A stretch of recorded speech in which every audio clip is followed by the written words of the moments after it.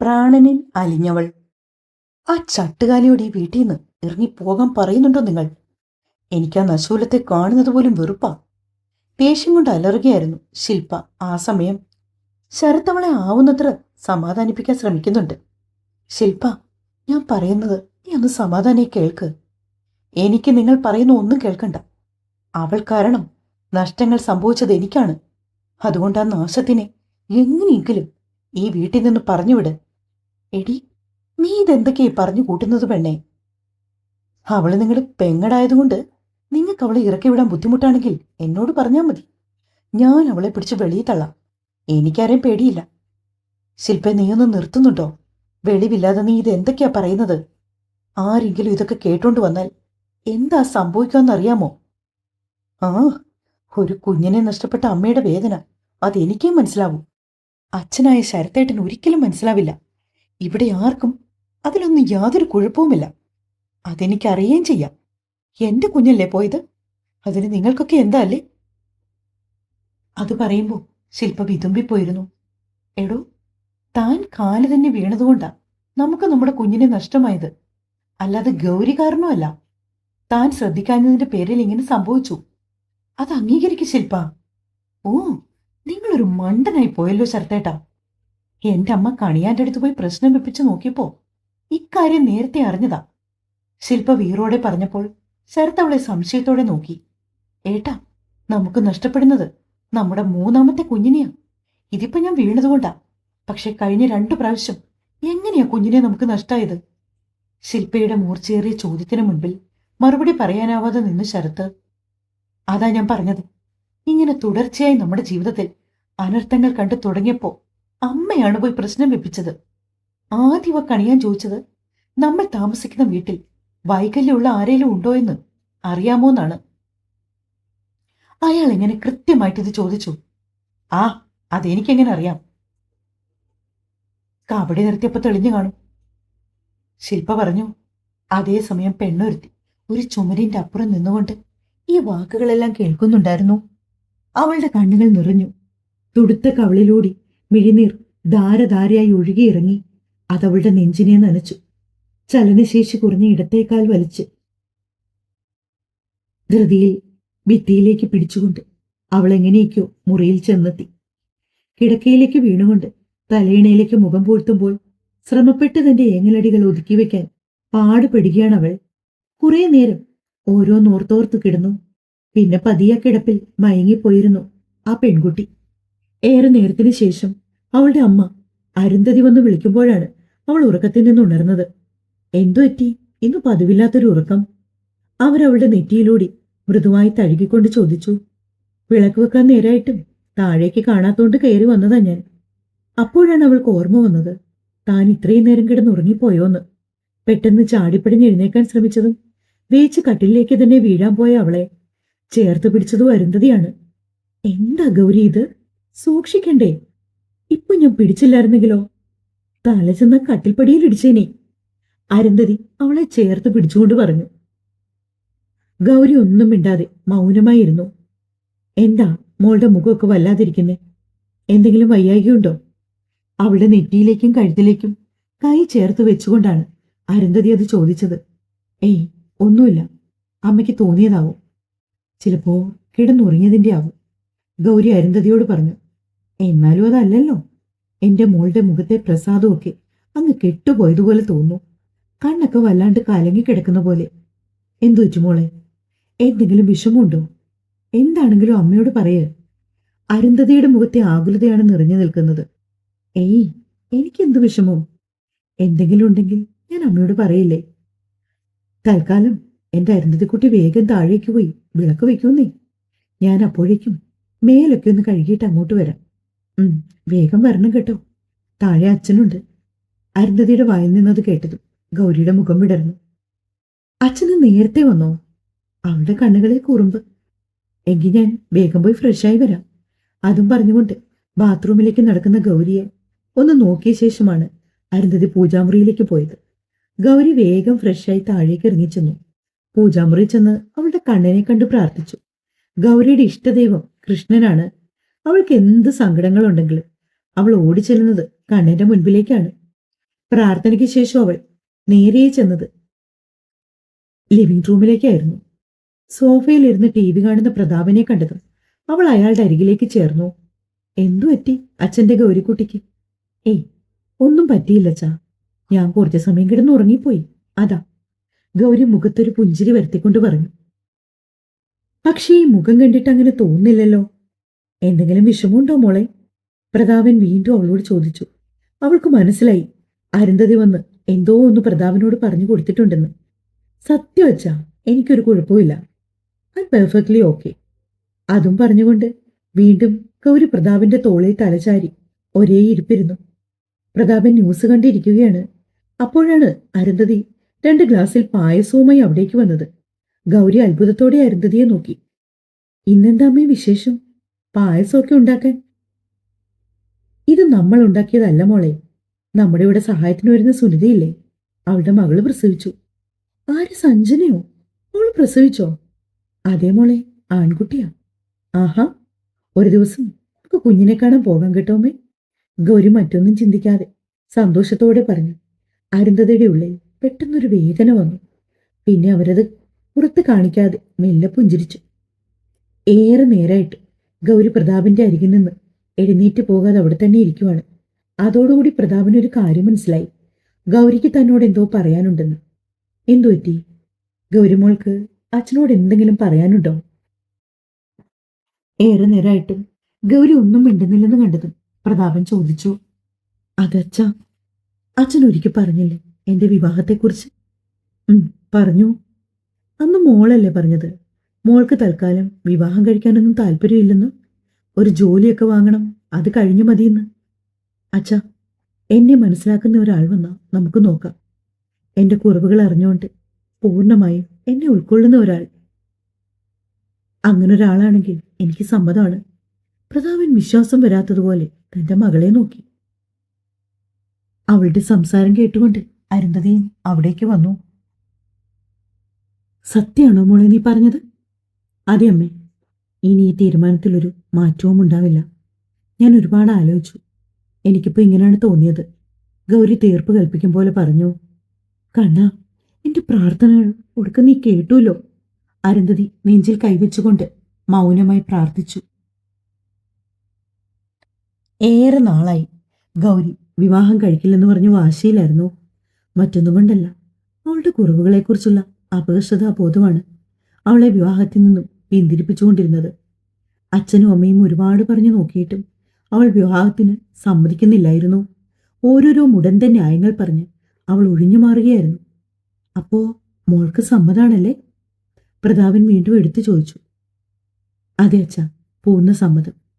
അതും പറഞ്ഞു തീർന്നതോടൊപ്പം ഗൗരിയുടെ കണ്ണിൽ പടർന്ന നനവ് കണ്ടതും പ്രതാപൻ അവളെ രൂക്ഷമായി നോക്കി. എന്താ മോളെ, നിന്നെ ആരെങ്കിലും നിർബന്ധിച്ചോ വിവാഹം കഴിക്കാൻ വേണ്ടി? അയാൾ അരുന്ധതി ഒന്ന് സൂക്ഷിച്ചു നോക്കിക്കൊണ്ട് ഗൗരിയോട് ചോദിച്ചു. ഏയ് ഇല്ല അച്ഛാ, ഇത് ഞാൻ കുറച്ച് ദിവസങ്ങളായി ആലോചിച്ചെടുത്ത തീരുമാനമാണ്. അല്ലാതെ ആരുടെയും നിർബന്ധത്തിന് വഴങ്ങിയിട്ടല്ല. പിന്നെ അച്ഛനെയും അമ്മയും വിട്ടുപിരിഞ്ഞു പോകുന്നതോർത്താണ് എൻ്റെ ഈ വിഷമം. കൺകോണിൽ പൊടിഞ്ഞ കണ്ണുനീർ തുള്ളിയെ ചൂണ്ടുവിരൽ തുമ്പാൽ ഒപ്പിയെടുത്തുകൊണ്ട് അവൾ പറഞ്ഞു. എങ്കിൽ പിന്നെ അച്ഛനൊരു കാര്യം പറയട്ടെ? ഗൗരി പ്രതാപന്റെ മുഖത്തേക്ക് നോക്കി. നമ്മുടെ വീട്ടിൽ നിൽക്കുന്ന ഒരു പയ്യനെ നോക്കിയാലോ? അതാവുമ്പോ മോൾക്ക് ഞങ്ങളെ വിട്ടുപിരിഞ്ഞു പോകുന്നതിന്റെ വിഷമവും വരില്ല. ഏയ്, അതൊന്നും വേണ്ടച്ചാ. അങ്ങനെ നമുക്ക് കണ്ടീഷൻസ് ഒന്നും വെക്കണ്ട. അത്രയും പറഞ്ഞുകൊണ്ട് ഗൗരി മെല്ലെ ഇരുന്നിടത്ത് നിന്ന് എണീറ്റു. അവൾക്ക് എഴുന്നേക്കാൻ ബുദ്ധിമുട്ടുന്നത് കണ്ടത് അരുന്ധതി അവളെ സഹായിച്ചു. പതിയെ റൂമിലേക്ക് കയറി പോകുന്ന അവളെ നോക്കി അരുന്ധതി പിന്നിൽ നിന്നും വിളിച്ചു പറഞ്ഞു. ഗൗരി, ആഹാരം കഴിച്ചിട്ട് പോ. അതാവുമ്പോ വീണ്ടും ഇറങ്ങി വരണ്ടല്ലോ. ഇന്നെനിക്കൊന്നും വേണ്ടമ്മേ, വിശപ്പില്ലാഞ്ഞിട്ടാ. അതുകൊള്ളാം, ആകെ ഉച്ചയ്ക്ക് ഒരിത്തിരി എന്തോ വറ്റ് കഴിച്ചതാ. നോക്ക്, മര്യാദയ്ക്ക് ഒന്ന് ആഹാരം കഴിക്ക്. ഇപ്പൊ തന്നെ ഉണങ്ങി ഉണങ്ങി ഒരു പരുവുമായി. വേണ്ടമ്മേ, വിശപ്പില്ലാഞ്ഞിട്ടാ. ഗൗരി അവരോട് വീണ്ടും അത് തന്നെ പറഞ്ഞു. മുകളിലേക്ക് തന്നെ കയറിപ്പോയി. അരുന്ധതി പ്രതാപൻ അവരെ വിളിച്ചു. എന്താ പ്രതാപേട്ട? മോൾക്ക് വേണ്ടെങ്കിൽ വെറുതെ നിർബന്ധിക്കണ്ടെന്നേ. താൻ ഫ്രൂട്ട്സ് എന്തെങ്കിലും കൊണ്ടുപോയി കൊടുത്താൽ മതി. അത് കേട്ടതും അരുന്ധതി തലകുലുക്കി. അവർ പതിയെ പ്രതാപന്റെ അടുത്തേക്ക് വന്നിരുന്നു. താൻ ഗൗരിയുടെ മുഖം ശ്രദ്ധിച്ചോ? അവൾക്ക് എന്തോ നല്ല വിഷമമുണ്ട്. അതുകൊണ്ടാ ഇപ്പൊ ധൃതി വെച്ച് കയറി പോയത് പോലും. ഇനി ശില്പ എന്തെങ്കിലും പറഞ്ഞോ അവളോട്? മരുമകളുടെ സ്വഭാവം നന്നായി അറിയാവുന്ന പ്രതാപന് ആ സമയം അങ്ങനെ ചോദിക്കാനാണ് തോന്നിയത്. ഏയ്, എനിക്കറിയില്ല പ്രതാപേട്ട. നാട്ടിലെ തന്നെ അറിയപ്പെടുന്ന ഒരു കുടുംബമാണ് മേലാറ്റൂർ. ആർക്കും എപ്പോഴും എന്ത് സഹായത്തിനും അവിടേക്ക് ഓടി വരാം. പ്രതാപവർമ്മ ആളൊരു നല്ല മനുഷ്യനാണ്. നാട്ടിലും വിദേശത്തുമായി കുറേയധികം സ്ഥാപനങ്ങൾ അവർക്കുണ്ട്. സ്വന്തമായി ഹോസ്പിറ്റലുകളും ജ്വല്ലറികളും തുണിക്കടകളും അങ്ങനെ അങ്ങനെ ലോകം മുഴുവനും പടർന്നു കിടക്കുന്ന ഒരു ബിസിനസ് ശൃംഖലയുടെ അമരത്തിരിക്കുന്ന ആളാണ് പ്രതാപവർമ്മ. ഭാര്യ അരുന്ധതി. അരുന്ധതി ഇപ്പോൾ ഒരു വീട്ടമ്മയാണ്. പ്രതാപവർമ്മയുടെയും അരുന്ധതിയുടെയും വിവാഹം കഴിഞ്ഞ നാളുകളിൽ ബിസിനസ് കാര്യങ്ങളിൽ പ്രതാപവർമ്മയെ ഏറ്റവും കൂടുതൽ സഹായിച്ചത് ഭാര്യ അരുന്ധതി തന്നെയാണ്. അത്രയ്ക്ക് ബ്രില്യൻ്റ് ആയിരുന്നു അവർ ബിസിനസ്സിൽ. അങ്ങനെ ബിസിനസ്സിൽ അവർ ശോഭിച്ചു നിൽക്കുന്ന സമയത്താണ് അവർക്കൊരു മകൻ ജനിക്കുന്നത്, ശരത്ത്. സന്തോഷകരമായി മുന്നോട്ട് പോയിക്കൊണ്ടിരിക്കുന്ന ദാമ്പത്യം. ശരത്ത് ജനിച്ച 5 വർഷത്തിന് ശേഷം പിന്നെ അവർക്കൊരു മകൾ കൂടി ജനിച്ചു, ഗൗരി. എല്ലാവരുടെയും ഗൗരിക്കുട്ടി. തീർത്തും സന്തോഷപൂർണമായ ഒരു ദാമ്പത്യം. ആരും കണ്ടാൽ കൊതിക്കുന്ന അത്രയും സന്തോഷവും സമാധാനവും നിറഞ്ഞ കുടുംബമായിരുന്നു അത്. പക്ഷേ പ്രതാപവർമ്മ നാട്ടിലില്ലാതിരുന്ന സമയത്ത് അരുന്ധതി മക്കളെയും കൂട്ടി പുറത്തേക്ക് പോയി. അപ്പോഴാണ് അവരുടെ സന്തോഷങ്ങളെ തല്ലിക്കെടുത്താനായി ഒരു ലോറി ആക്സിഡന്റിന്റെ രൂപത്തിൽ അവരുടെ കാറിലേക്ക് വന്നിടിച്ചത്. വില കൂടിയ ഒരു ലക്ഷറി കാർ ആയതുകൊണ്ട് തന്നെ ആളപായൊന്നും ഉണ്ടായില്ല. പക്ഷെ ആ ആക്സിഡന്റിൽ ഗൗരിക്ക് അവളുടെ വലതുകാലിന്റെ സ്വാധീനം നഷ്ടപ്പെട്ടു. അപ്പോഴും അരുന്ധതിയും ശരത്തും ഒരു പോറൽ പോലും ഏൽക്കാതെ രക്ഷപ്പെട്ടു. പക്ഷെ ഗൗരിക്ക് സംഭവിച്ച അപകടം അരുന്ധതിയും പ്രതാപനെയും അടിമുടി ഉലച്ചു കളഞ്ഞിരുന്നു. അതുവരെ പൊട്ടിച്ചിരിയോടെ തങ്ങളുടെ തറവാടിന്റെ അകത്തളങ്ങളിൽ ഓടി നടന്ന ഗൗരി പൂർണ്ണമായും കട്ടിലിൽ മാത്രമായി നാട്ടിലും വിദേശത്തുമായി പല പല സ്ഥലങ്ങളിൽ കൊണ്ടുപോയി അവളെ ചികിത്സിപ്പിച്ചു. അങ്ങനെ കാലിന്റെ സ്വാധീനം പൂർണ്ണമായി അല്ലെങ്കിലും ഭാഗികമായി തിരിച്ചു കിട്ടി. പക്ഷെ നടക്കുമ്പോൾ ഗൗരിക്കൊരു ചട്ടുണ്ട്. ക്രച്ചസ് ഉപയോഗിച്ചാണ് അവൾ നടക്കുന്നത്. അതിനുശേഷം അരുന്ധതി ബിസിനസ്സിൽ നിന്നെല്ലാം വിട്ടുമാറി ഗൗരിയുടെ കാര്യങ്ങൾ നോക്കാൻ മാത്രമായി നിന്നു.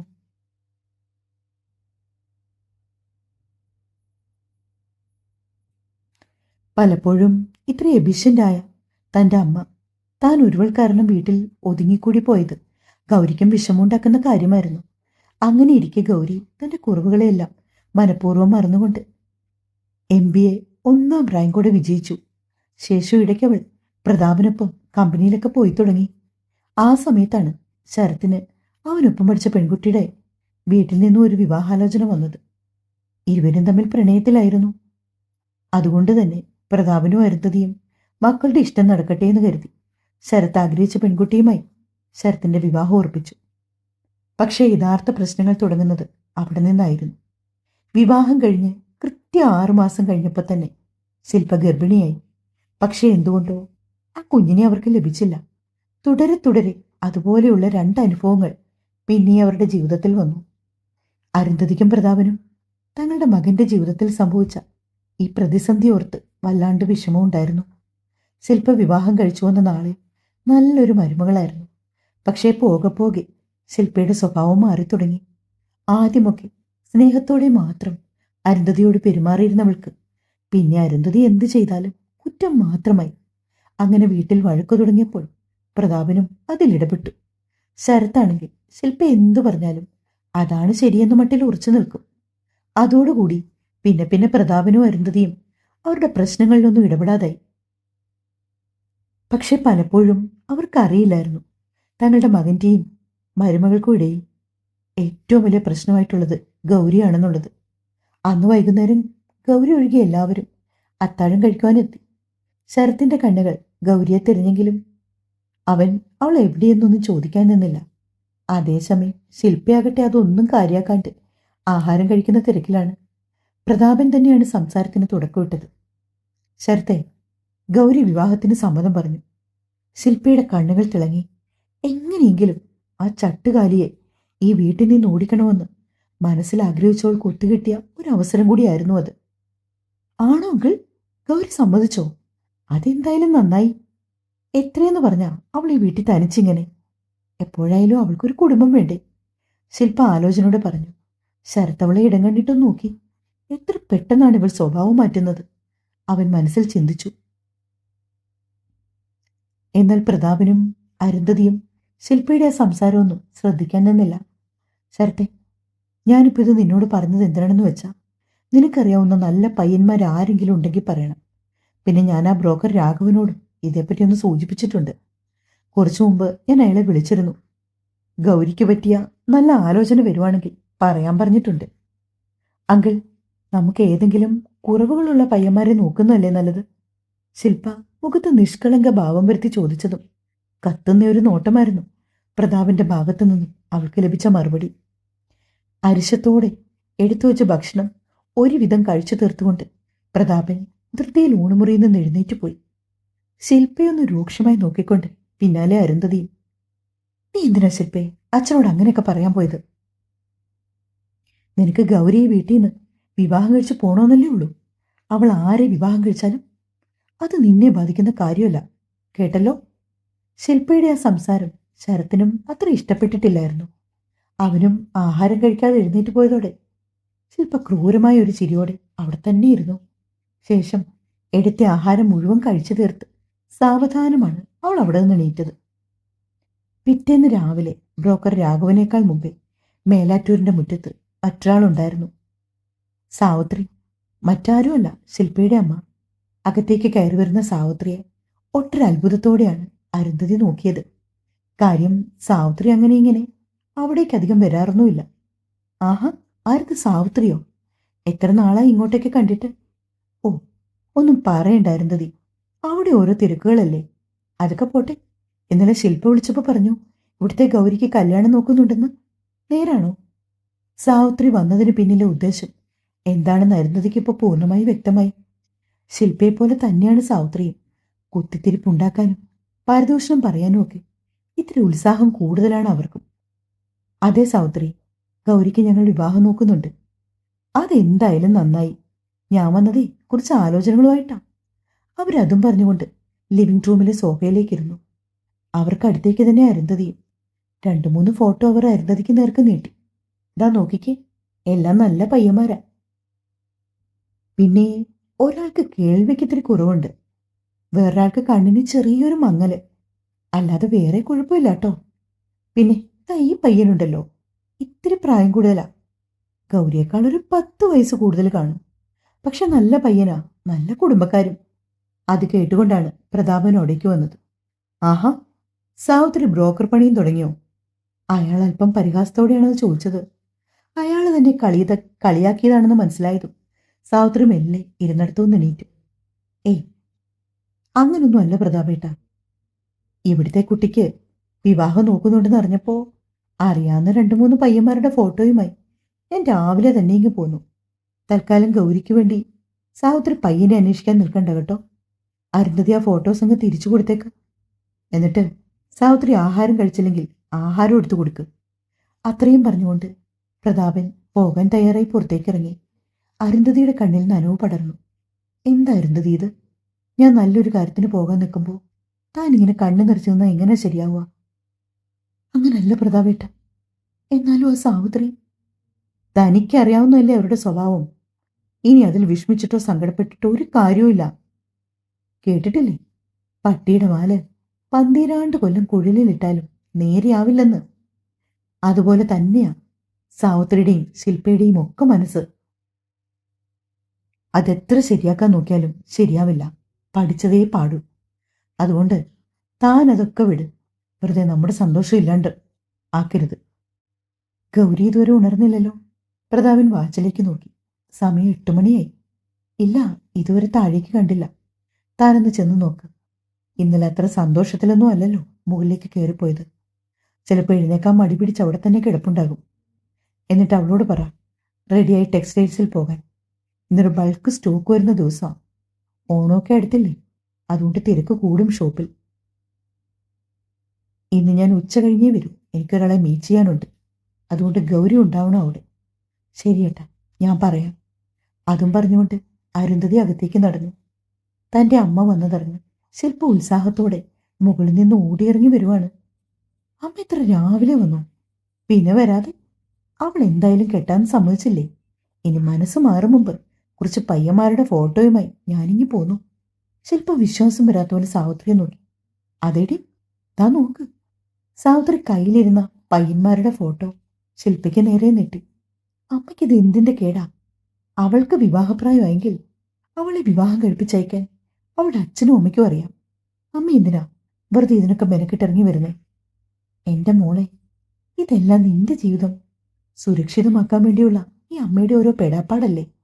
സാവിത്രി പറഞ്ഞതും ശില്പ ചിരിയോട് അവരെ ചേർത്ത് പിടിച്ചു. അമ്മ ആഹാരം കഴിച്ചില്ലല്ലോ, വാ വന്നിരുന്ന് ആഹാരം കഴിക്കും. എന്തായാലും അമ്മ ഇന്ന് വന്ന സ്ഥിതിക്ക് ഇനി 2 ദിവസം കഴിഞ്ഞ് ഞാൻ അമ്മയെ മടക്കി അയക്കൂ. മതി, 2 ദിവസം കഴിഞ്ഞിട്ടേ ഇനി അമ്മ പോകുന്നുള്ളൂ. സാവിത്രി അത് പറഞ്ഞതും ശില്പയ്ക്ക് സന്തോഷമായി. അരുന്ധതി തിരികെ അകത്തേക്ക് വരുമ്പോൾ കാണുന്നത് ഡൈനിങ് ഹാളിലിരുന്ന് ആഹാരം കഴിക്കുന്ന സാവിത്രിയെയും അവർക്കടുത്തിരുന്ന് വിളമ്പിക്കൊടുക്കുന്ന ശില്പയുമായിരുന്നു. മനസ്സിൽ തോന്നിയ അതൃപ്തിയൊന്നും മുഖത്ത് കാണിക്കാതെ ചിരിയോടെ തന്നെ അവർക്കടുത്തേക്ക് വന്നു അരുന്ധതി. സാവിത്രിക്ക് ചായ എടുക്കട്ടെ? ഓ, ചായയൊക്കെ എന്നാത്തിനാ അരുന്ധതി? ഒരു ഗ്ലാസ് പാല് മതി. ഞാനിപ്പോൾ രാവിലെ പാലാ കുടിക്കുന്നത്. ശരി. അതും പറഞ്ഞ് അരുന്ധതി അടുക്കളയിലേക്ക് നടന്നു. ശേഷം സെർവന്റിനോട് സാവിത്രിക്ക് പാൽ കൊടുക്കാൻ ആവശ്യപ്പെട്ടു. അവർ ധൃതിയിൽ ഗൗരിയുടെ മുറി ലക്ഷ്യമാക്കി നടന്നു. ഇവിടെ എങ്ങോട്ടാ ഇത്ര ധൃതി വെച്ച് ഓടുന്നത്? അരുന്ധതിയുടെ പോക്ക് കണ്ടതും സാവിത്രി അടക്കി പിടിച്ചുകൊണ്ട് ശില്പയുടെ കാതിൽ ചോദിച്ചു. ആ ചട്ടുകാലിയെ ഉണർത്താൻ പോകുന്നതാകും. സാധാരണ രാവിലെ എഴുന്നേറ്റ് അമ്പലത്തിലൊക്കെ പോയി കുളിച്ച് കുറിയും തൊട്ട് ഇവിടെ വന്നിരിക്കാറുള്ളതാ. ഇന്നവളെ ആ ഭാഗത്ത് കണ്ടില്ല. ശില്പ അലസമായി പറഞ്ഞു. ഗൗരി മുറിയുടെ വാതിൽ ലോക്ക് ചെയ്യാറില്ല, ചേർത്തടയ്ക്കാറേ ഉള്ളൂ. അരുന്ധതി മുറിയിലേക്ക് ചെല്ലുമ്പോൾ ഗൗരി കട്ടിലിൽ കമിഴ്ന്ന് കിടന്നുറങ്ങുകയാണ്. ആഹാ, ഗൗരി ഇതുവരെ എഴുന്നേറ്റില്ലേ? പറഞ്ഞുകൊണ്ട് അരുന്ധതി സാരിയുടെ തുമ്പെടുത്ത് എളിയിലേക്ക് കുത്തിക്കൊണ്ട് ഗൗരിക്കരികിൽ ബെഡിലേക്ക് ഇരുന്നു. ഗൗരി മോളെ. അരുന്ധതി കുറച്ചേറെ സമയം കുലുക്കി വിളിച്ചിട്ട് ഗൗരി ഉണരുന്നുണ്ടായിരുന്നില്ല. അരുന്ധതിക്ക് വെപ്രാളമായി. ഒരു നിമിഷം എന്ത് ചെയ്യണമെന്നറിയാതെ പകച്ചു നിൽക്കുകയാണവർ. കമിഴ്ന്ന് കിടന്ന ഗൗരിയെ പതിയെ മലർത്തിക്കിടത്തിയ അരുന്ധതി. ഗൗരി മോളെ കണ്ണു തുറന്നേ, അമ്മയാ വിളിക്കുന്നത്. അവളുടെ കവിളി തട്ടി മെല്ലെ വിളിക്കാൻ ശ്രമിച്ചു അരുന്ധതി. പക്ഷേ ഗൗരി കണ്ണു തുറന്നില്ല. ഒരു നിമിഷം എന്ത് ചെയ്യണമെന്നറിയാതെ നിന്നുപോയി അവർ. തുടരും. മാംഗല്യം ഏകദേശം ക്ലൈമാക്സിലേക്ക് ആയതുകൊണ്ടാണ് പുതിയ കഥ തുടങ്ങിയത് കേട്ടോ.